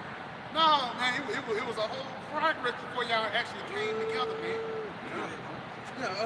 Brother Brian got, brother was holding something, so like, no, you was holding. Bring that to this is book of Isaiah 62 in verse 6 and verse 5 again. For as a young man married the virgin, so shall thy sons marry thee. And as a bridegroom rejoicing over the bride, so shall thy power rejoice over thee. Why shall our power rejoice over us? Because these are those wise virgins that kept the word of the Lamb, man. These are the ones that kept their oil burning the entire time. The moment they got the understanding of Yahweh Hashem Yahushua, and they oil burned for him. They light was for him. It was for no one else. Because while those birds, they sitting in darkness, the light is lit because what? That's understanding. But it's manifold, man. It's what? It's a beacon for what? Your bridegroom to come unto you. Now I know why I was walking in this dark. Because Yahweh Shai had a hell of a fucking journey, man. For you, excuse my vulgarity. He had a hell of a journey to get his bride, man. Because the end of it, for the job to be complete, he had to be put on a cross, man. You see the work, the journey he had to endure to be able to get his bride. It ain't no different than Toby. Had to go on that journey, and he had to fight demons. Huh? You see? And what? He had, the spirit had to walk with him. It was an angel that walked with him, man. You see? But at the end of it, through him applying everything that the angel said, with the woman, how to deal, how to go, hey, Yahweh Shai was able to overcome, even in the flesh, the things that had plagued him prior to in the flesh. Through wisdom of the angel. What ended up happening? He retrieved his bride. And this bride, what, came with death. This bride came with death. Remember that? She killed what? 7 men before him. Complete. But what? The scripture said it was destined for who? She was ordained for Toby to give her. Not Toby, Tobias. I'm saying Tobias, the son, man. It was bound for Tobias to give her, man. And then what happened as soon as their congregation was happening? They party and the first thing he did after he popped it was pray. Huh? You know what I'm talking about? Why? Because this was of the Lord, man. And this is the same deal that this is the same consummation we're going through, man. This is a serious matter. Like this first cut, hey man, this is serious. It's just like a virgin being, hey, you don't want to give it up. We don't physically want to go through the things that we go through, but we go through them because it's necessary, man. This is a part of this birth. And you have this what consummates this coming together now. I mean, too, I said first time. Maybe insecurity. One thing too about being a virgin, everybody want to pop you, man. You're high in desire, man. So it's going to be things that's going to be pointed at you, and it's even going to be certain people that's going to try to force themselves upon you, man. You know, but what you do, you're proud to your husband, which ultimately is the salvation. That's why Deuteronomy 22 is so heavy, because once you go back down into the bottom verse, he says if she cried, ultimately she hoped to be saved, man. Because it ain't like we were dropped into Esau and any of these gods of Babylon.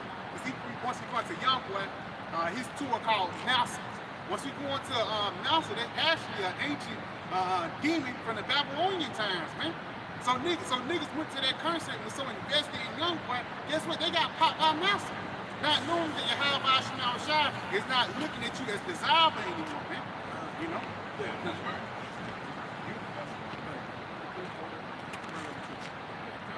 Book of Sirach 7, verse 26, has thy wife after thy mind, you forsake her not. Give not thyself over to a light woman. As thy wife after thy own mind. King David, man after the Most High's own heart. You see? Are you really against these heathens? Are you really for rulership? Are you willing to go through this chattel slavery?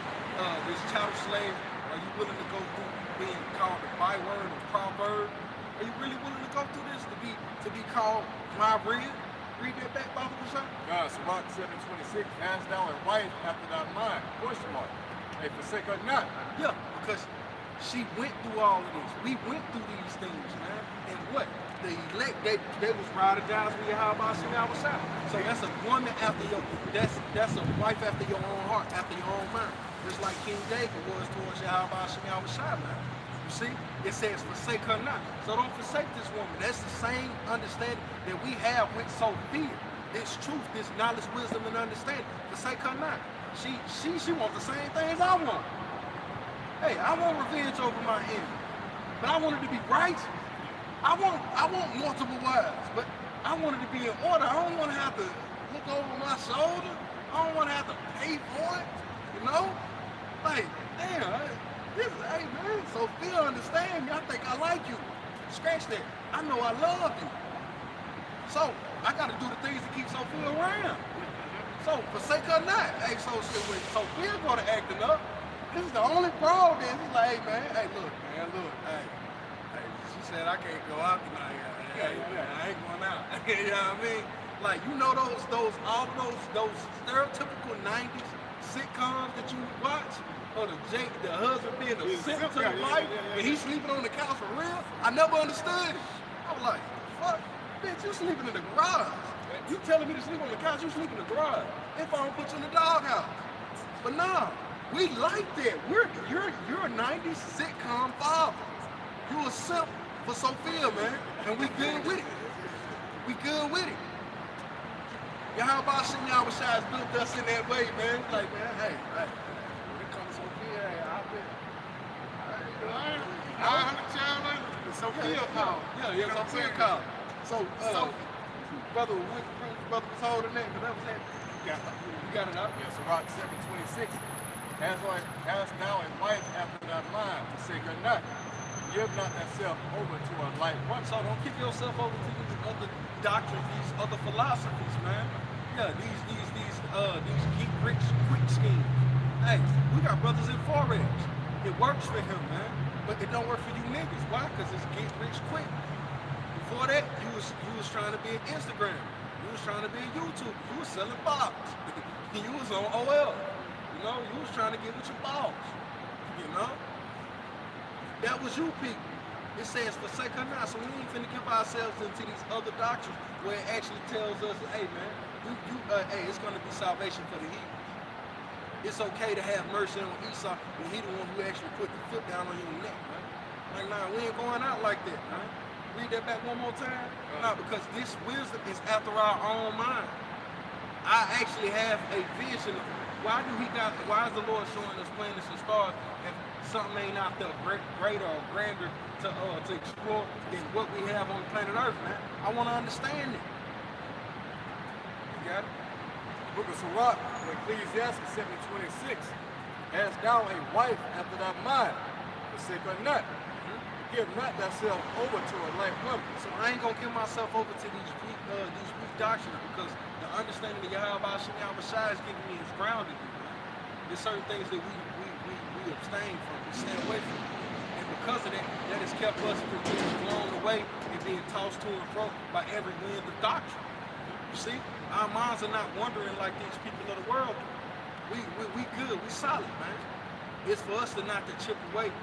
Why trimmest thou thy way? You lightening yourself. Little by little, you giving up your weight that has kept you solid this whole time. Which was this knowledge, wisdom, and understanding of Yahweh Shem Shai. Brother can bring up what they had. I got some real quick on the word faithful. This the word faithful. It says remaining loyal and steadfast. It says not engaging in sexual relations with a person or another person's spouse or partner in ordinance of a previous promise or understanding. Then here it goes right here. Those who are faithful to a particular religion. But number one and number two is the main point. To remain faithful is basically remain steadfast, being grounded throughout the situations around you. Because again, this thing, like when your woman go out by herself, it's niggas trying to talk to her. Gas station love. You know, she goes to the gas station, she's thinking niggas trying to help her. Real talk, real talk. Because they don't know she got a man because she there by herself. You see what I'm saying? So guess what? Ultimately, in the midst of our Lord not being here, we are faithful. That's why the Lord said, you be faithful in my presence. How much more in my absence, man? Because that's how I know you really with me. You see what I'm saying? Good job, brother. I got one for you. This is Albert. This is Sirach or Ecclesiastes chapter 11 verse 20. It says, be steadfast in thy covenant and be conversant therein and wax old in thy work. So that's just the same as you making a marriage vow, right? Woman to a man, the same covenant that we made with Yahweh Shem Shai, the same covenant that we came back into. And it's true. For us to be standing up here, man, we came back into that covenant. So we've taken back up that same vow yet again. It says, be steadfast in thy covenant. So hey, certain brothers get married at different ages, different times, seasons, and reasons. You know? At the end of the day, hey, you still made that vow, man. It matters not. It says, it be conversant therein. So we must be conversant is how do we make this relationship done? You know how Esau tried to make the professionalism of the relationship and try to show the inner works of the relationship. You actually got to be like that in the truth to it. You got to let this thing flow, but sometimes you got to sit back and you got to question certain things and you got to rationale this thing out, like move about with reasoning, understanding. Because Yahweh Shem Shai, causation for everything that He bring us into is to what? To get understanding. And what? That we may give understanding unto the listeners, to these lessons. All right, it says, be conversant therein and wax old in thy work. So, as we came into this work, we're supposed to what? We're supposed to stay steadfast. We're supposed to be grounded. We're supposed to becoming more rooted. That's where you get the word tap. You know? If a brother pull that real quick, just look up tap and give us the understanding, because really, when you get into a tap root, that's the OG root.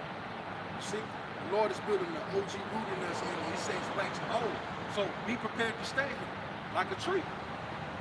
Where He finna pick up roots and go to? Nah, you've been planting here. Hey, make the best of it. Make the best of this situation. I'm gonna give you a particular level of sunlight. I'm gonna give you a particular level of water. Hey, work with it. You got it? For the simple Google definition for the word taproot, a straight taproot root going vertically downward and forming the center from which a subsidiary rootless spring. Yeah, so that's the main root. Hey, it spreads out. That's the very main root that it grows branches. That's basically like the grounding or the anchor of a tree. Any root. of a plant is that great tap root, man. And when you got a great tap root, hey man, this thing, a great tap root, it can start right here and it can end 3, 4, 5 blocks from because that's the strength of the branch off, but it starts with a great tap root. This is what the Lord is saying, wax old. Some go down, some go out, but at the end of the day, we're becoming more grounded in the spirit, right? Just to speak to the nature of trees. Because the spirit of Yahweh shines upon all things, man. We can learn from all of these things, right? Jake would see it as somewhat as mundane, but the Lord told us to wax old. So we supposed to be as a tree planted in Lebanon. Those are the greatest trees that you can use for house fixtures, right? Do you think not that it has a great tap root?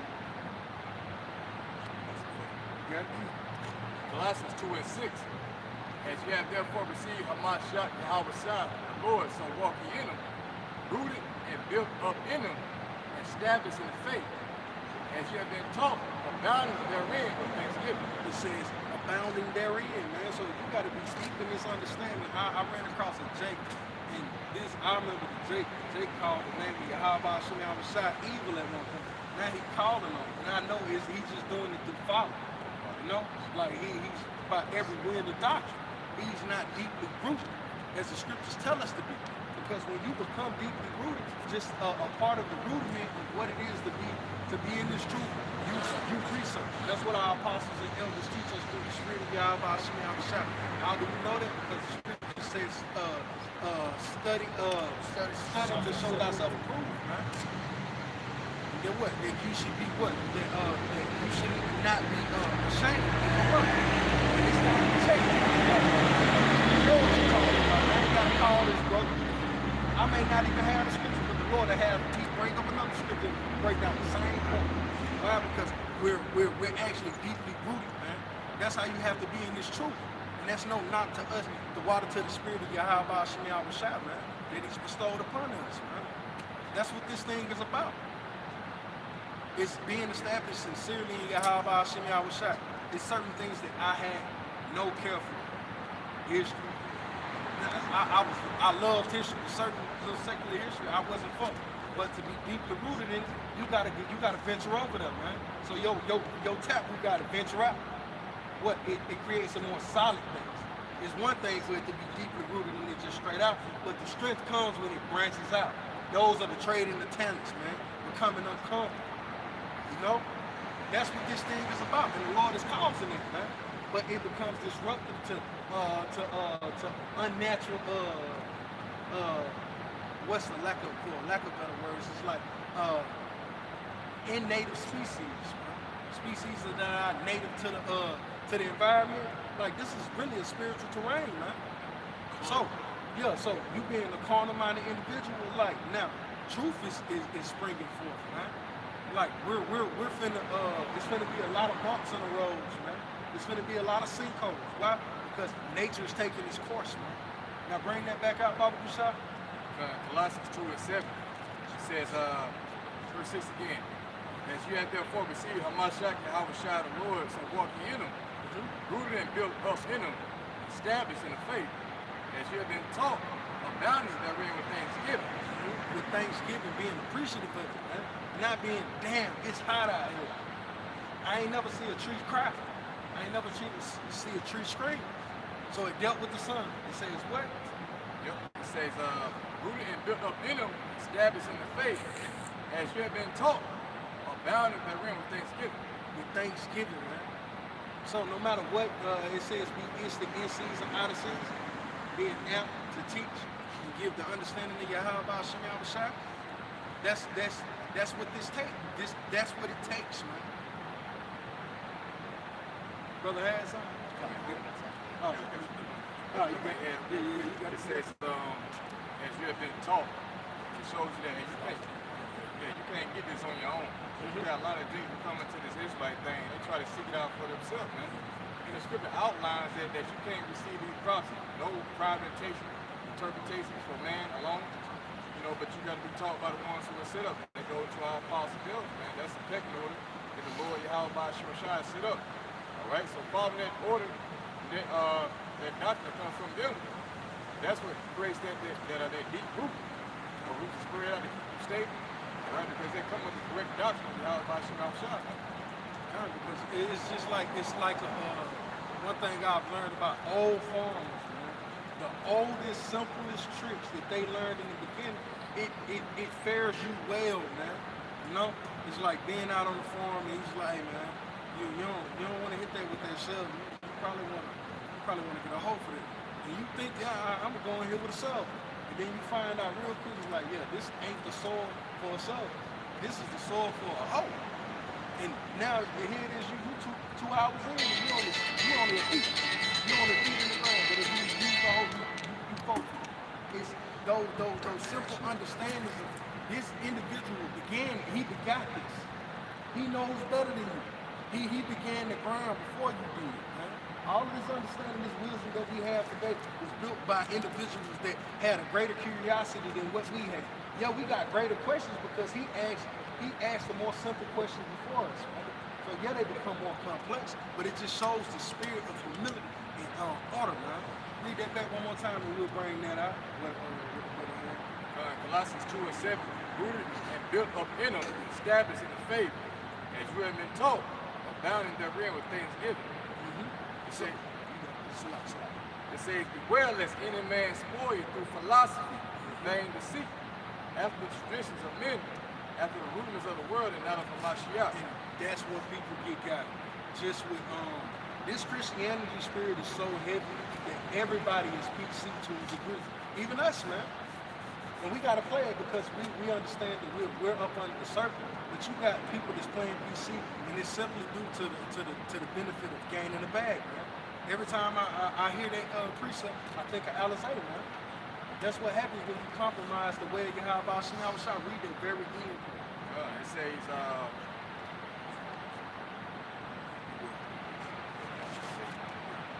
verse 8, beware lest any man spoil you through philosophy and vain deceit. Yeah, vain deceit. You pulling shit out of your own heart based off your feelings, man.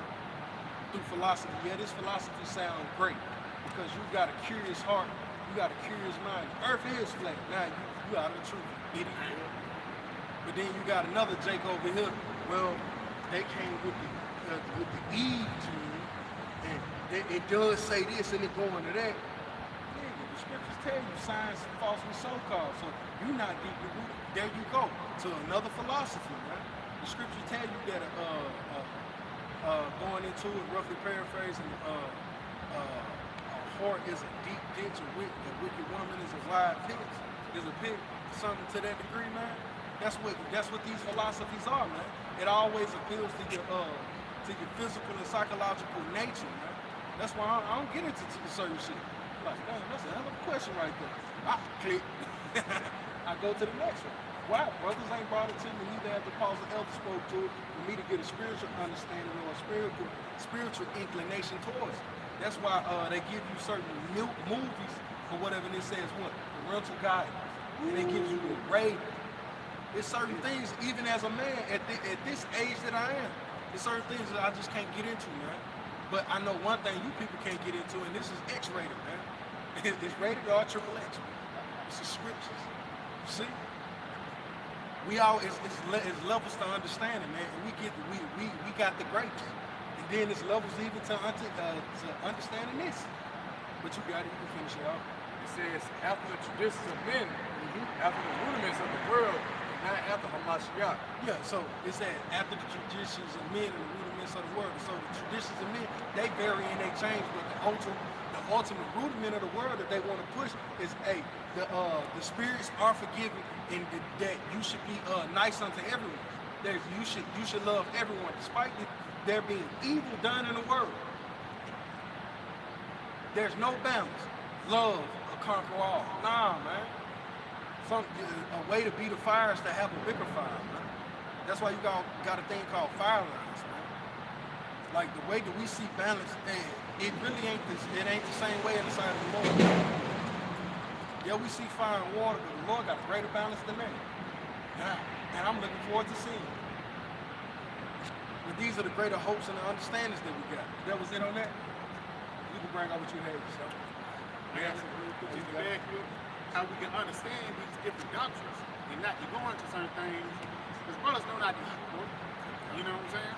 This the book of Job 34, and I'm going to start at verse 4. It says, for the ear tries word, as the mouth tastes meat. So you can tell if it's off or not by the doctrine. Like you said, somebody say a wonderful question. You're like, oh, that look good. But ultimately, that's pork, and I can't get into it, man. And same thing with these different philosophies, because niggas want to search out the universe. I heard a nigga talking some Venus, she was pregnant in Mars. You know what I'm saying? As soon as you hear shit like that, you're like, that food nasty, man. Because why? It ain't come from your how about you have a shot, man. You know? Yeah. That's why the scriptures tell you to avoid Foolish questions, endless genealogies. favor old Jewish fables, you know? Why? Because it only leads to more questions, it only leads to more bizarre and bugged out imagination. And there's no end of the imagination of the wicked. You see, that's why the Lord got to bring forth this judgment.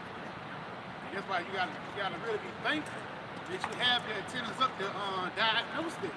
Because some people, they can hear the flat earth and they'll be ecstatic about it, like they got some new information. Yo, this heavy, it's deep. Yeah, and they'll eat that shit up, and 6 months later they'll die, man. You know, so why do you have my shop bring us in the right doctrine, man? You got it. Book of Ecclesiastes, or Sirach 19 and verse 29. A man may be known by his look, and one that have understanding by his countenance, without leadership. It says a man may be known by his look. And what is his look? His conversation. All of us look different, but how do I truly understand you and understand like what type of person is? I can look at this dude and say he's a warrior. I can say this dude is priest. I can say this dude is king. I can say this dude is a simp. This dude is a barbarian. You know? How?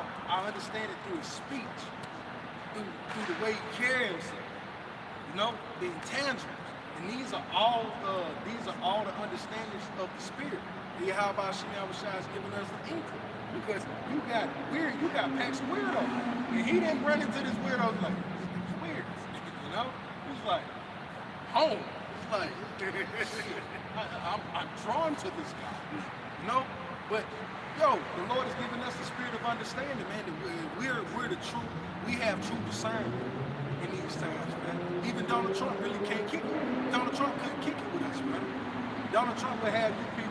If Donald Trump was to say, yo, those guys are lame, they're bugged out, if you would agree with him or even give an inkling of thought towards that, we already know we could judge by your countenance what type of individual we are and what type of life we live. Because at this point, a man of understanding, we don't show high regard to individuals that are of celebrity status. This ain't that time.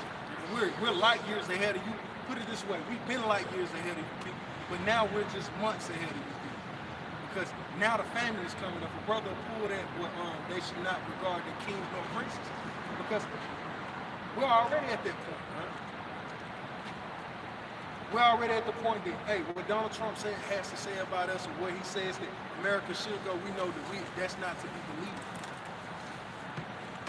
When will you people catch up to it? Right?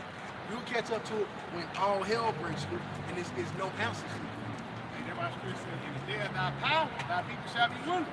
Because they being a hard-headed people, a hard-headed nation in general, they're not going to be able to grasp the power of the Most High until all hell breaks loose, man. You know? They're waiting for Esau to give them that panic button. And he's not going to come on the screen and say, hey, now this is a special news bulletin, United States of America. Now is the time to panic. Nah, man, you people going to be caught in the snare. You're going to be snared, man. But that's how you know these niggas are sheep. They're sheep.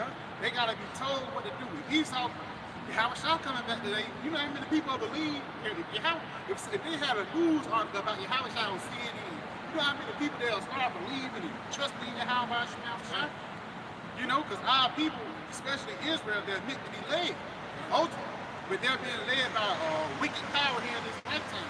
That's why niggas like NBA, Youngboy, Shaq, that nigga Gilbert Arenas, all these motherfuckers set up to lead our people astray. You know, but it's only a few remnant, the 1/3 that's really following after the righteous, man. You know, because he put a positive power and said, if he follows me as I am of Yahushua. You gotta be that Jake Stick in traffic. You know, I was represent Atlanta. You got to be that Jake stuck in that LA, Atlanta traffic, you know, New York traffic. And you got to be that Jake that's willing to take that ticket at this point, man. I got to get off this road, man. It leads nowhere. I ain't making no moves. I'm on a fast track to nowhere. You got to get off the road. Hey, maybe it's a cop on it, maybe it's not. But either way, to me, at this one, it's working. It's working. Because, hey, it's progress. He ain't finna tell me, hey, go back there. No, I made progress, man. You gonna let me go forward. Yeah. And then you go to court and that shit off. Yeah, it makes sense. That's it. Nah, I got some for you. This is Ecclesiastes or Sirach, chapter 5, starting at verse 5 through 7. Verse 5, concerning propitiation, be not without fear to add sin unto sin. Yeah, you know, basically going and repenting. You know, don't continue to, add up iniquity upon iniquity. You know, it's time to turn back to the Lord because the days draw nigh that we ain't gonna find no pleasure in it, man. You know, verse 6 it says, and say not, his mercy is great.